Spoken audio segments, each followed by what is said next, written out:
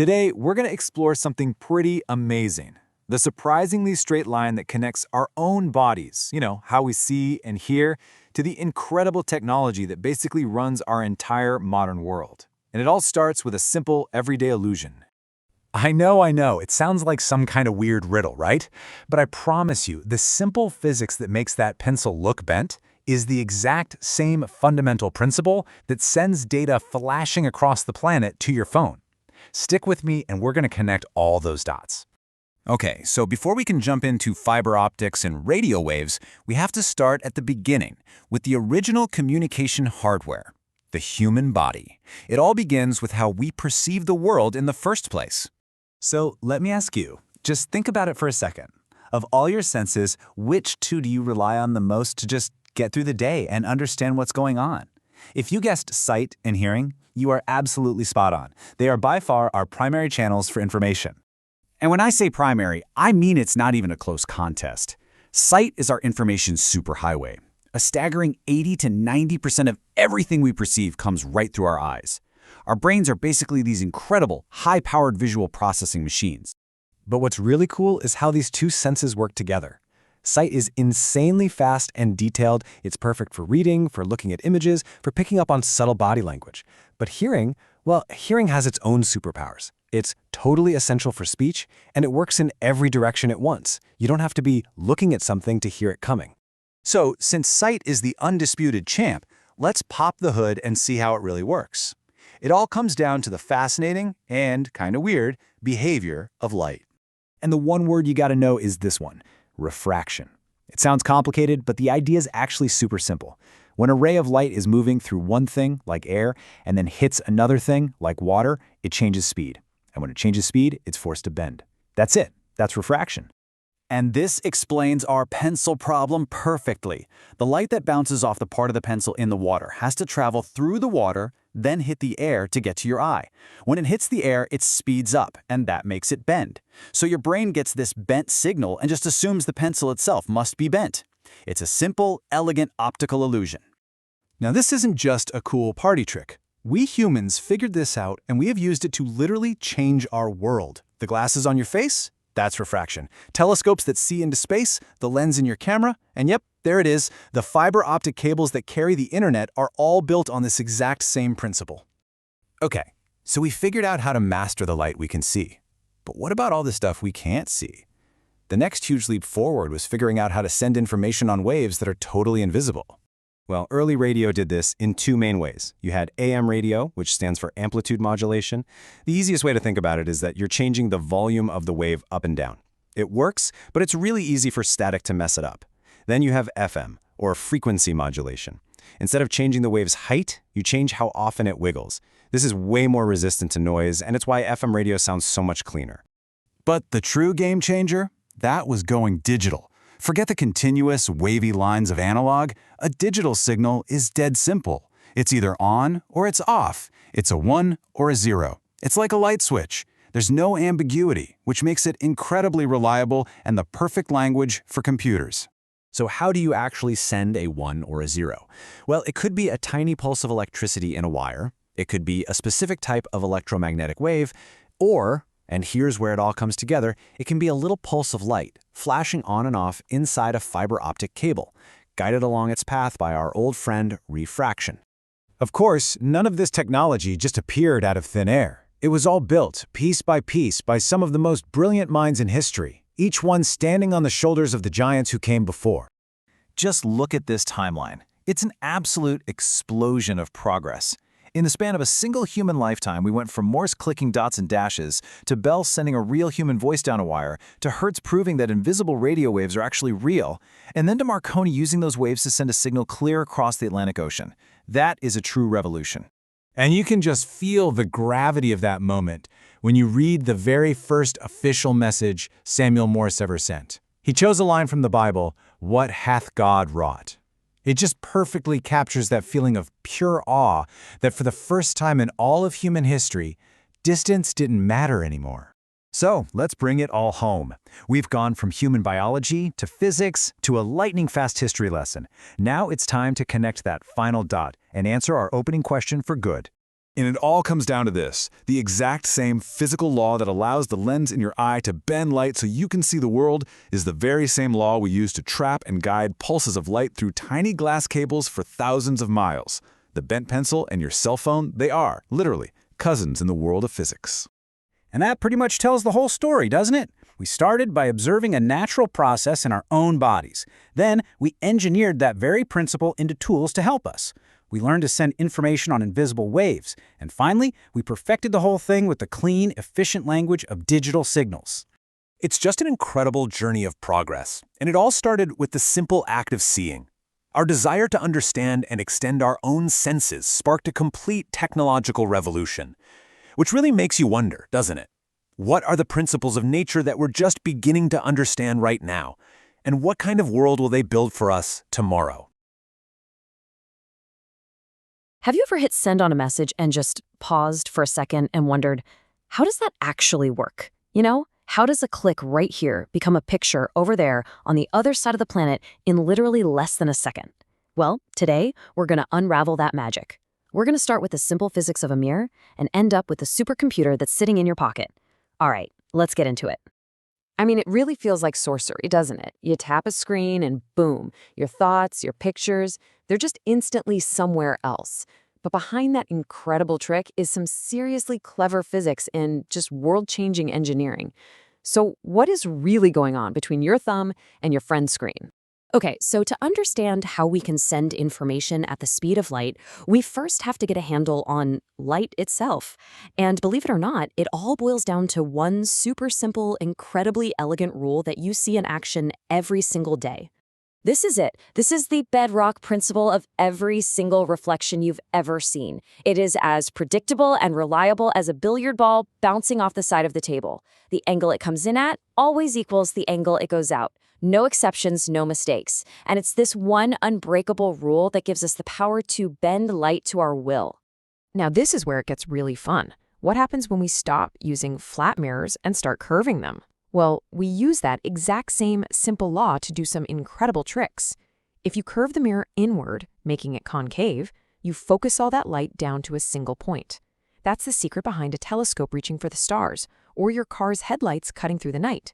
But if you curve it outward, making it convex, you spread that light out, which gives you that wide panoramic view in a security mirror. See? Same law, different shape, totally different result. So reflecting light is one thing, but what if we could trap it? What if we could actually capture a beam of light and send it on a journey thousands of miles long? Well, that is the revolutionary idea behind fiber optics, what I like to call the true nervous system of our digital world. At first glance, a fiber optic cable seems almost too simple. Right at its heart, you've got the core, a strand of totally flawless glass, thinner than a human hair. But the real magic is the layer wrapped around it, called the cladding. Think of the cladding as the ultimate house of mirrors. It's engineered so that any time a ray of light tries to escape the core, it's instantly bounced right back in. It's a phenomenon called total internal reflection, and it creates this perfect, lossless tunnel, letting a single pulse of light zigzag for miles and miles without ever losing its way. So how in the world do you send a cat video through a tiny little strand of glass? Well, you translate it into the simplest language you can possibly imagine. On and off. A pulse of light is a 1. The absence of light is a 0. That's it.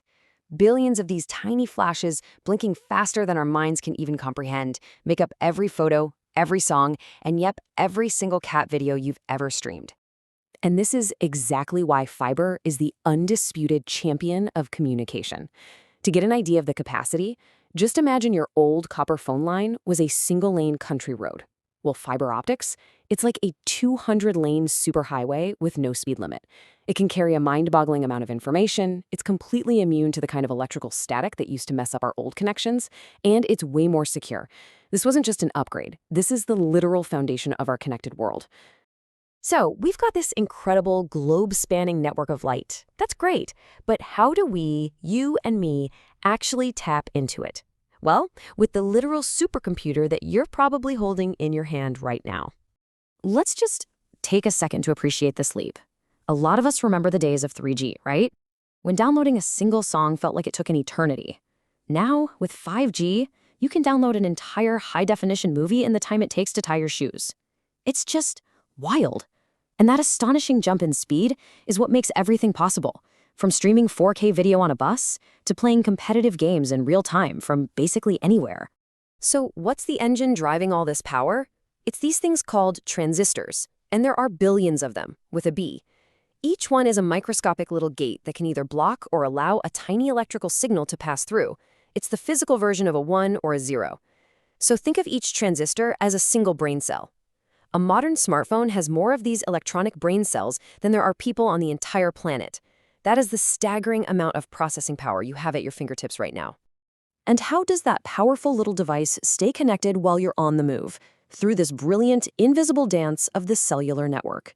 The world is basically carved up into a grid of these cells, and each one is served by its own tower. So as you drive from one cell into the next, your phone seamlessly hands off the connection from the old tower to the new one, so smoothly that you never drop that call or lose your signal. It's pretty amazing. Okay, so we've connected your phone to the nearest tower. Fantastic. Now let's zoom out to the biggest picture of all. How do all of these towers and all of our devices connect to each other across entire continents and oceans? Well, welcome to the internet. It's really easy to think of the internet as just one giant thing, but it's actually a network of networks. Your Wi-Fi at home? That's a local area network, a LAN. Think of it like your neighborhood. When you connect to a website, you're connecting your neighborhood to a global highway system, the Wide Area Network, or WAN. The internet is just the ultimate WAN. It's the one system that connects all the world's neighborhoods together. Now here's a secret that might just blow your mind. You know the cloud? It's not in the clouds at all. It's at the bottom of the ocean. About 99% of all international data travels through hundreds of massive fiber optic cables. We're talking as thick as a garden hose that stretch across the seafloor. That data is then stored in these colossal buildings called data centers and directed through physical hubs where all the different networks meet up. The internet isn't some abstract idea. It's a very real, very physical, globe-spanning marvel of engineering. So we've built this incredible, instantaneous global village. But just like any community, it needs a few rules of the road to keep everybody safe and to make sure it stays a place we all want to be. So how can we be good, responsible citizens of this amazing digital world we've created? All right, rule number 1, guard your personal information like it's the key to your house. And that means using strong, unique passwords for every single account you have. Seriously, a password manager is your absolute best friend here. And please, if a service offers two-factor authentication, use it. It is, without a doubt, one of the most powerful shields you have to protect your digital life. Next, think of everything you post online as a digital tattoo. It's remarkably permanent, and it is very, very hard to remove. The best advice anyone can give you, just pause for a second before you post, especially if you're feeling emotional. Always act as if your future boss, or maybe a college admissions officer, is looking over your shoulder. Because honestly, one day they just might be. And finally, just be smart and be kind in how you interact with people. Be cautious with people you haven't met in the real world. If you see any kind of bullying or harassment, or if anything just makes you feel weird or uncomfortable, don't hesitate to report it and block it. And above all, if you ever feel unsafe or just unsure about something online, please talk to a parent, a teacher, or another adult you trust. You are definitely not alone in this. So there you have it. From the simple, predictable bounce of a single ray of light all the way to a global network of glass and silicon that connects billions of us in an instant. We've built a tool with this unprecedented power to share knowledge, to create art, and to build communities. The only real question left for all of us is, how will we choose to use that connection? Thanks for joining me on this one. All right, let's dive into something that honestly affects every single one of us every single day. The sometimes overwhelming, often complicated, but always fascinating world of modern communication. Seriously, just pause and think about that for a second. You have to deliver some bad news. What's your gut reaction? Text? Call? In person?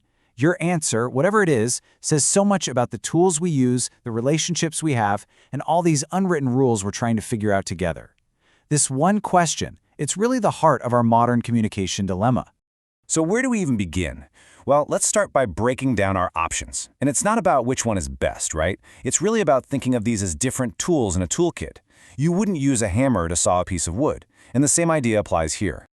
Okay, tool number 1, the original, the OG. Face-to-face. This is our highest bandwidth connection, hands down. It's just packed with data. We're not just talking words, but tone of voice, body language, eye contact, and that instant feedback you can't get anywhere else. It is absolutely perfect for building real deep connections and for handling those really sensitive conversations. Then you've got tool number 2, the video call. This is basically our digital bridge. It's our best attempt at recreating that face-to-face feeling when you can't physically be in the same room. I mean, for remote work and just keeping up with family and friends who are far away, it has become completely essential. And of course, there's email. Tool number 3. Think of email as the official record keeper. It's your digital paper trail. This is the tool you grab when you absolutely need documentation, when you're sending a lot of detailed information, or, when you just need a minute to sit back and write out the perfect, well-thought-out response. And last but not least, tool number 4, instant messaging, or IM. This is all about speed. It's our conversational shorthand, perfect for those quick updates, informal chats, and simple questions where you just need an answer right now. All right, so let's pull all of that together and look at the big picture here. What's so great about this is you can really see the trade-offs. Look at the extremes. On one end, face-to-face. The pro is that incredibly rich, complete communication. But the con? You physically have to be there. Then, all the way on the other end, you have instant messaging. The pro is it's lightning fast. The con? It is so easy for things to get misinterpreted. You see, the best communicators don't just pick a favorite. They know how to look at a situation and pick the perfect tool for that specific job. So that's the million-dollar question, right? How do you actually choose? Well, this is your mental checklist. Before you type or dial, just run through these. How urgent is it? Really? How complicated is this topic? What's my relationship with this person? Getting the tone right is so important here. Do I need a record of this conversation? Thinking through these things is the difference between getting your message across clearly and, well, a total communication breakdown. Now having all these amazing tools at our fingertips has led to this weird paradox. We have more ways to connect with each other than at any point in human history. And that raises a really big question. Is it actually possible that we're too connected? So let's really dig into the yes side of that argument. What's the case for us being too connected? The idea is that this constant digital tether we all have might actually be doing more harm than good, creating this state of what you might call hyperconnectivity that really takes a toll. And when you look at the research, the case is pretty strong. On the mental health front, studies have linked being always on with higher anxiety and that classic fear of missing out, or FOMO. In our relationships, we might be getting more connections, but are they as deep? At work, our ability to do deep, focused work can be totally shattered by that constant stream of pings and notifications. And yeah, even our physical health can take a hit, from eye strain to just not moving enough. And this leads to a word that is just so perfect for our modern age, even if it's a little sad. Phubbing. It's phone plus snubbing. And come on, we've all seen it. We've all probably done it too. You're with someone, but they're just staring at their phone. It's become this powerful little symbol of how our devices can create a wall between us and the people who are literally right in front of us. Okay, but hold on. That's a pretty bleak picture, right? If that were the whole story, we'd have tossed our phones out the window ages ago. There's a very, very powerful reason we stay this connected. Because on the flip side, the benefits are absolutely huge. I mean, think about it. We have the sum of human knowledge in our pockets. We can see and talk to loved ones on the other side of the planet like it's nothing. We can find people who share our weirdest, most niche interests and build global communities. And professionally, it's opened up a world of remote work and collaboration we couldn't have dreamed of just a few decades ago. So you have this huge debate, right? The good, the bad, the pros, the cons, and it all boils down and gets super intense in one place in particular, our schools. This question of whether cell phones belong in the classroom is the perfect case study for this whole dilemma. And this really lays out the two sides of the ring perfectly. On one side, you have the argument that a phone is a powerful tool. You can't deny it. Instant access to research, amazing learning apps, and it's a direct line to parents in an emergency. But on the other side of the ring, it's a major distraction. Social media, games, the potential for cyberbullying or cheating, it's all there. And it can create a real divide between kids who have the latest smartphone and those who don't. As you can see, there are no easy answers here. So what's the answer? Well, it's not about a simple yes or no. The real solution, it seems, lies in finding a smart balance. This isn't about all-out bans. It's about having really clear policies. It's about teaching students not just how to use tech, but how to be good digital citizens, how to be responsible and ethical online. It's about using these powerful tools for specific learning goals, together. Okay, So we've looked at the tools, the paradox of being connected, and that really intense case study in schools. What does it all mean? What's the big takeaway here? Well, it all comes down to one core idea: becoming a conscious communicator. Moving from just passively using this stuff to being intentional about how and why we use it. And you can think of this as your personal digital wellness toolkit. These are real practical steps you can take starting today. Set some boundaries, like a no phones at the dinner table rule. Go into your settings and silence all those notifications that aren't absolutely essential. Before you unlock your phone, just take a half second to ask yourself, why am I picking this up right now? And maybe most importantly, focus on the quality of your connections, not just the quantity. This is how you start to take back control. And that, right there, is really what this all boils down to. These tools, our phones, our apps, our laptops, they aren't inherently good or bad. They just are. Their real impact on our lives, on our work, on our relationships, that all comes down to the thousands of tiny choices we make every single day. The power isn't in a device. It's in how we choose to use it. Thanks for tuning in.